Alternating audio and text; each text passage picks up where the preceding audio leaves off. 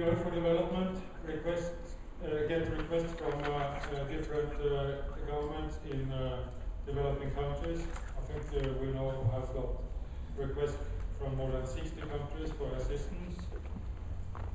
These requests are assessed by the Oil for Development program and according to the petroleum potential of the country, the commitment to good governance, the relevance of the Norwegian experience and capacity within the Oil for Development, including the Norwegian government institutions, which plays a crucial role in the carrying out of the program.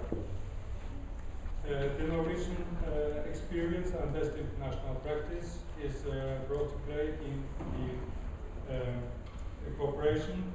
Each country must, however, create their own platform for cooperation based on their own circumstances. We like to have a long-term perspective.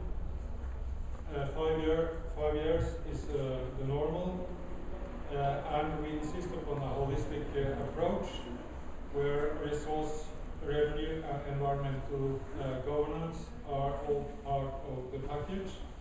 And we are also, as mentioned, very keen to see government-to-government cooperation or government institution-to-government institution cooperation taking place. Those Norwegian institutions normally involved in the environmental cooperation programs are the Ministry of Environment with their different directorates, Minister of Petroleum and Energy, the Minister of Labour and Regional Development, under which the Petroleum Safety Authority is based, the Ministry of Fishing and Coastal Affairs, where the Coastal Administration and the Marine Institute is a part, the Ministry of Foreign Affairs and the embassies certainly plays an important role in the administration of the concrete programs and also putting up money for the programs. And Petra, which is a capacity development provider, is also of very great importance. In addition to these government institutions, we of course rely also on research institutions and consultancies. The sort of advice or cooperation we deal with can be divided into two broad categories. That is advice to the governments and its capacity development of the governments. And this list here, which is actually taken from our cooperation program with Ghana.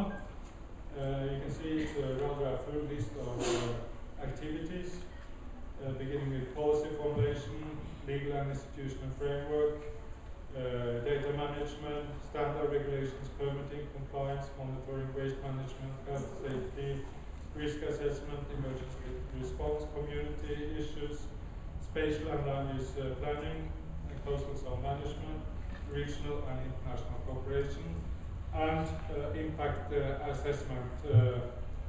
And I will now turn to that topic more specifically. Why is impact assessment important in our program? That is because it's a widespread activity. Most countries have legislation on impact assessment. It's recognized. It helps to ensure the inclusion of environmental and social impacts into the decision-making process. It ensures a basis for permitting. It ensures the involvement of stakeholders, integration of environmental and social concerns, ensures a basis for studies, monitoring, etc. If you look upon some of the countries where we cooperate in this field, that is Ghana, Madagascar, Mozambique, Sudan, both North and South Sudan, Uganda, Iraq, Lebanon, Mauritania, to mention some of the countries we have activities in at the moment. The environmental authorities, they do have some tasks which they perform, which we will just skip because of the time. And you will also be aware of the various forms of impact assessment and the role of the government and the operator or the industry in the various phases of oil and gas activities.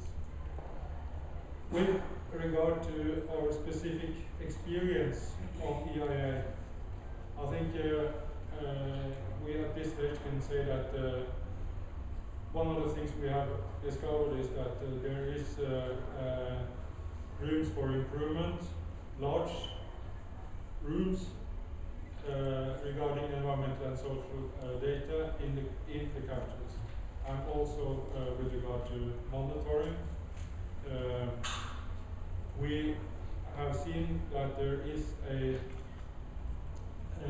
necessity often to improve the relationship between impact assessment and planning, both land use planning onshore, so to speak, and also integrated management planning of offshore areas, which is a more proactive way of administering the various offshore areas. We also have seen that it's important to bring in the energy authorities, the ministries of energy, in the picture. Also, public consultation is sometimes lacking. These are some of the improvements we see that can take place in order for the authorities to provide timely and relevant input into the political process. Regarding the general observation on the Oil for Development program, this may be not very new to any of you, but it's important that the cooperation is driven by the governments of the developing country, not by the donors. We have seen that the institution-to-institution cooperation, as I have briefly outlined, is something that works well. Norway has spare capacity, so to speak, in its government institutions, which can be brought to play in relation to assistance to developing countries, and that's what we do under this program. We also see that advice and capacity development must go hand in hand for the assistance to be effective, and training of government staff is crucial. Cooperation must also be long-term. And finally, what are the lessons learned? I think that can be summarized in one sentence. Promote good governance. That's really the business we're into, and that's what we're hoping to achieve by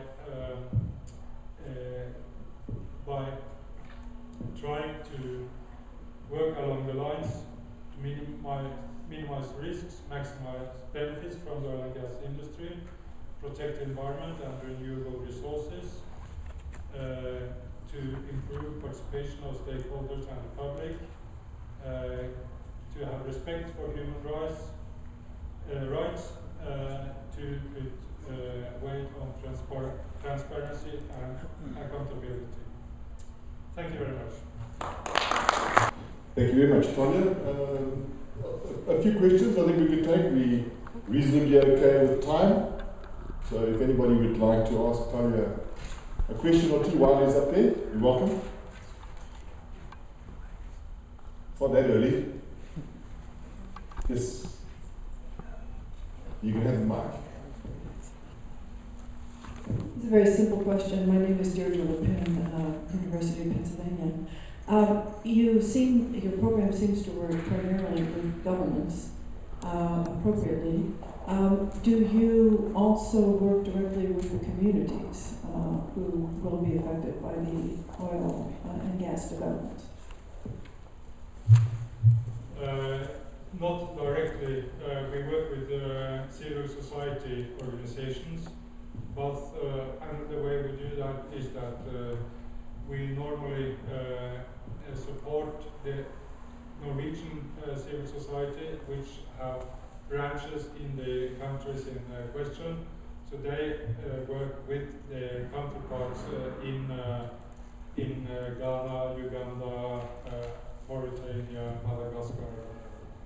So that's the way we do that. We do not work directly with local communities in countries we operate in. No, thank you. I think that's pretty clear. That's it. Well, we'll have a few more minutes at the end anyway, so if you have other questions, then we can do that. Yeah. Great, Tony. Thanks very much. Give me a hand. Okay, thank you.